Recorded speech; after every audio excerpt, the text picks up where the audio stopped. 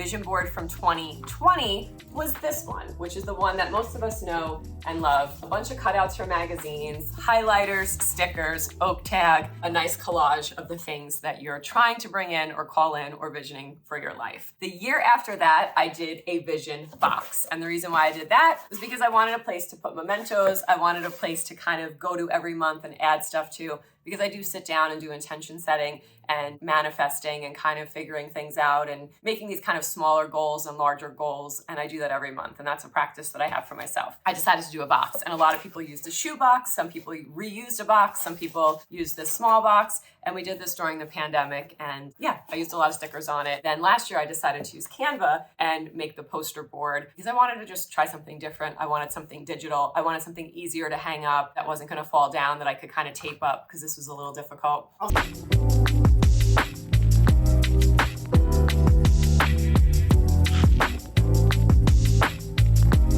Oh, so this kind of got a lot of sun damage from it. The 2020 actually disappeared, which is hilarious. I decided to do a digital one, and you can do one on your phone. You can do a Pinterest board. You can keep it all digital if you want, so it stays on your iPad. You can leave it as the screensaver for your phone. You can print it out at home if you want. You can get it printed at a professional place like a Kinko's or a Staples, or send it through a printing service online. There's so many different ways to do it. I just don't want you to get frustrated. I don't want you to think there's the perfect or right way to do it. Some people like to do just words. Some people like to do just photos. And as you can see, I like to do a combination of both. So again, this is what you want to do. You can leave it all in the book. You can print it out. You can really do anything. It's up to you, and it's your choice, and it's however you want to express your creativity. You can also make multiple ones. I have a friend who makes one on her birthday, she makes one on New Year's, and then she makes one anytime that she's sitting and trying a project. So that's why I'm giving this video to you to have. You have the download, you have the journal that you can reuse and reprint. So yeah, if you want to do this every 4 months, go for it. If you want to do it every 6, if you want to do it twice a year, depending on how spaced out your birthday is from the new year, or if you just want to say, hey, I'm doing this in January, and then I'm going to do this in,